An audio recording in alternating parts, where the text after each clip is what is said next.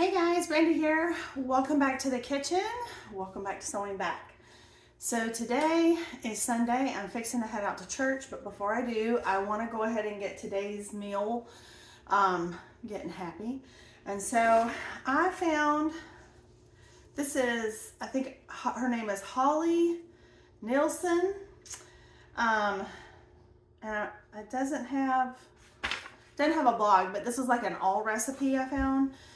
It's for an easy pepper steak. So we're going to put the marinade together very quickly because this needs to marinate for like 2 hours, which will be great while we're going to church. And when I come home, I can go out to the garden and I have some more bell peppers ready to go that are going to go in this dish.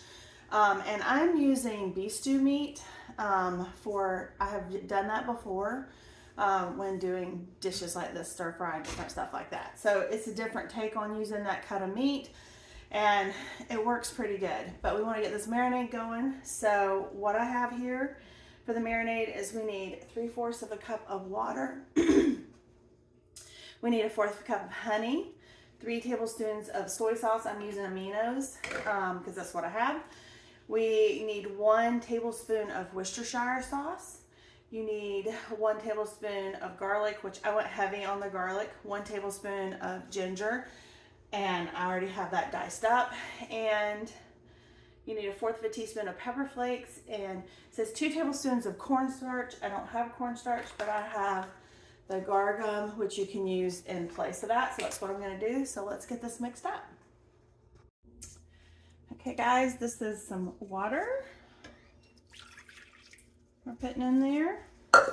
The only thing it didn't call for, I am going to add a little to, is a little infused garlic olive oil. So I like to add some of that into any of my marinades. Okay, so I don't think I'm going to have a full teaspoon of this bottle of Worcestershire, so let's see. Yeah, not even close.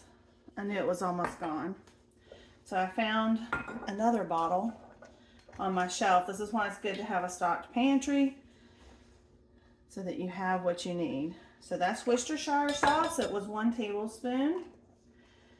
We're going to need 3 tablespoons of coconut aminos. I have another bottle in the fridge if I need it. 1, 2, 3. I'm just going to put the rest of that in there. It won't hurt nothing. So I emptied 2 bottles already. This is success. Alright, the next thing I need is the honey. You need 1/4 of a cup of honey. It says you can use brown sugar, but I'd rather use honey. And I got this at Costco. This is like a Georgia honey, from a Georgia honey farm. So, okay. Woo, making a mess. Making a mess. Okay, hold on. Oh. I need a spatula. Yay. I want to get all that honey out.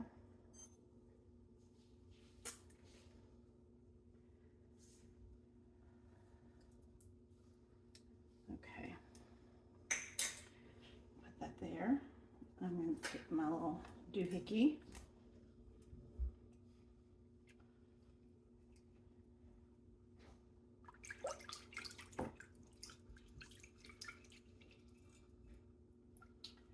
Trying to get that incorporated. All right, for the pepper flakes, we need 1/4 of a teaspoon. And I'm doing a heaping, so that's probably really half of a teaspoon. We like a little, on pepper flakes I actually like a little bite, even though I don't really like hot stuff. Alright, then I have all of my garlic and ginger. And I like to use a lot of this. This is more than what it called for because they're good for you. They open up like your sinuses and stuff. So we've got that in there. And the last thing we need to add is our cornstarch, which, like I said, I'm using this other, and I'm gonna get, I had liquid in that one, so we'll use that. So we need 2 tablespoons, and all this is just a thickener. I just couldn't find my cornstarch, and I had this, so we're gonna use it.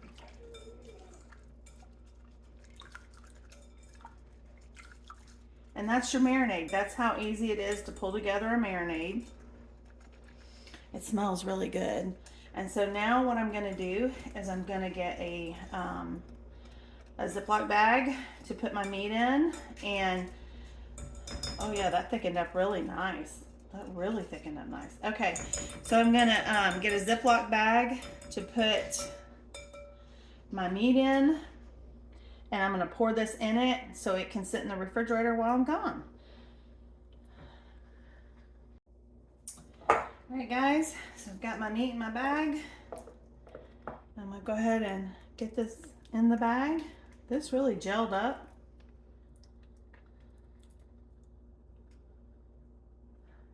Like, it got really thick. I'm almost wondering if I should have only used 1 teaspoon of the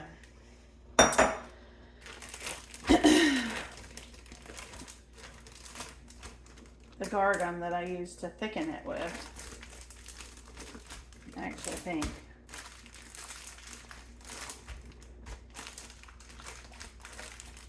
I'm thinking I'm going to add a little water to it. Just a little bit, because that's just a little too thick, I think. And I think I'm going to add a little more of this olive oil. And then all I'm gonna do is I'm just gonna fill up my bag, try to get some of the air out, and then just try to massage it into, get that out of my way. I gotta massage that into my meat. And I'm gonna sit it in the fridge, and I'll meet you back here later this afternoon, and we'll cook pepper steak for Sunday dinner. So guys, I went out to the garden and I picked a lot of the peppers that I had ready to put into this dish. So these were just freshly picked.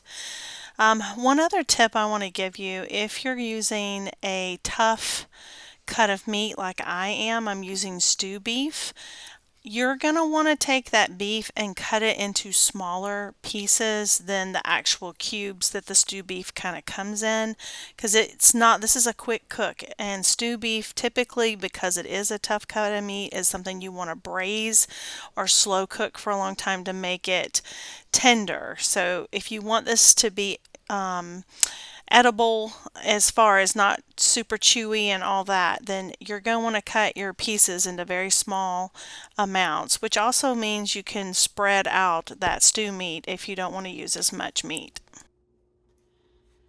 Hey guys, welcome back to the kitchen.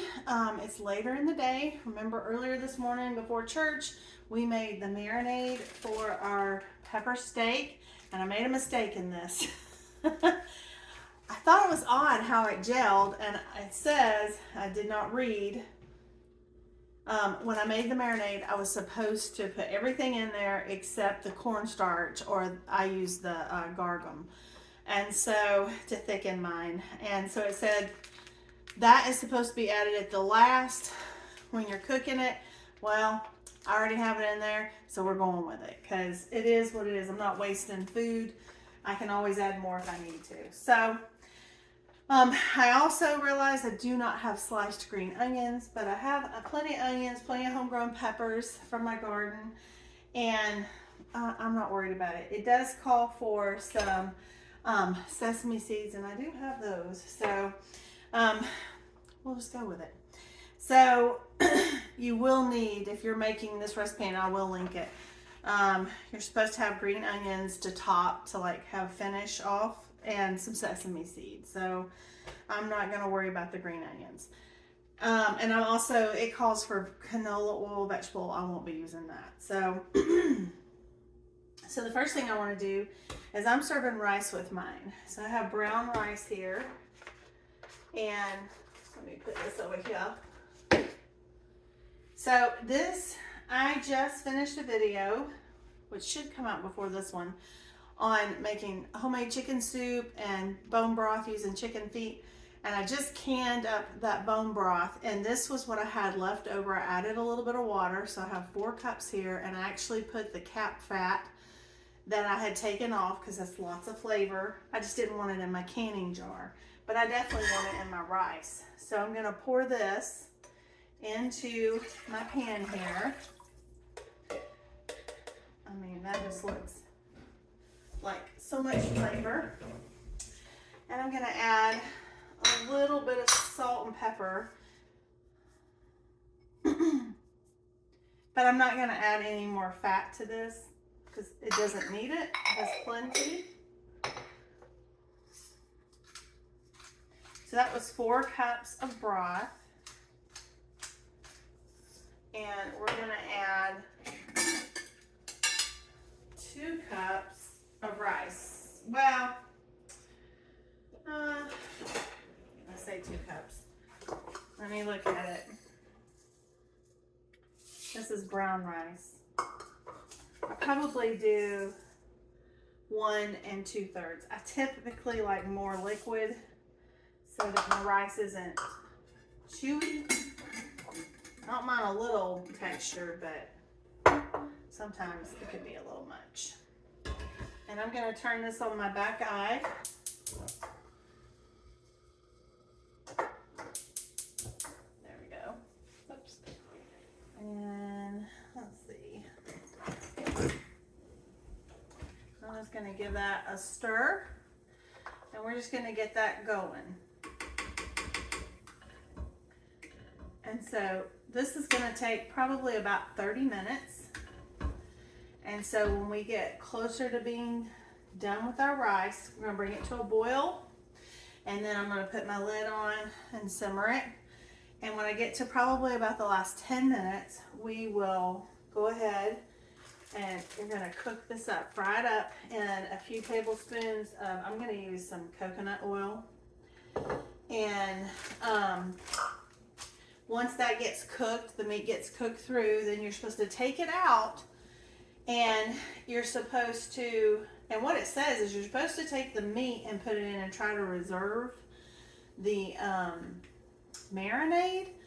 But because I kind of left it goopy because I added the stuff I wasn't supposed to, I'm just going to cook it. I'm going to take it out. When I get it out, I'm going to do my vegetables and cook them. And then, actually, I may cook my vegetables first and do it backwards. And take them out and then throw them back in at the last, since that's what I'm going to do. I'm going to cook the vegetables first. So, we're going to get that going. And this is just brown rice. I actually get this from Azure. Oh, I take that back. This one came from Costco. I got a big old bag of this from Costco. So, this is a brown basmati rice. And so I'm just going to get that going, and when I know it's closer to being done, then we'll cook all this up and I'll bring you along. So I'll see you in just a few minutes.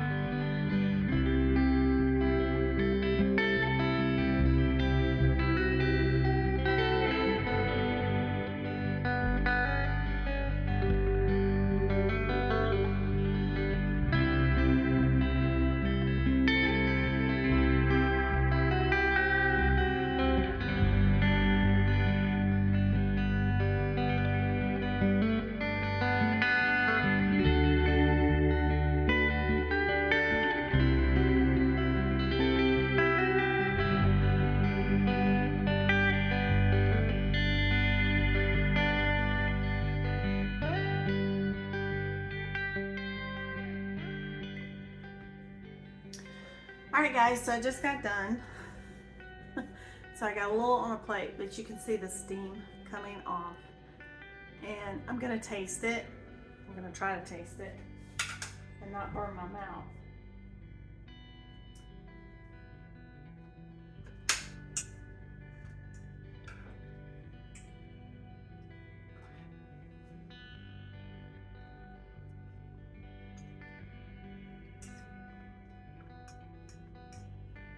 That's good. The sauce is good.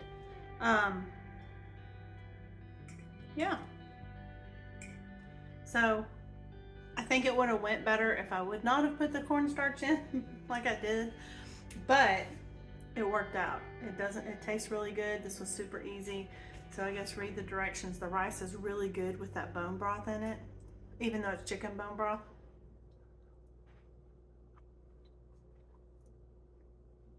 That's good. So anyway, I hope you'll give it a try. If you do, let me know. If you have a favorite pepper steak recipe that you want to share, leave it down in the comments. And if you found value, remember to do all the things, and we will see you in the next one. Bye.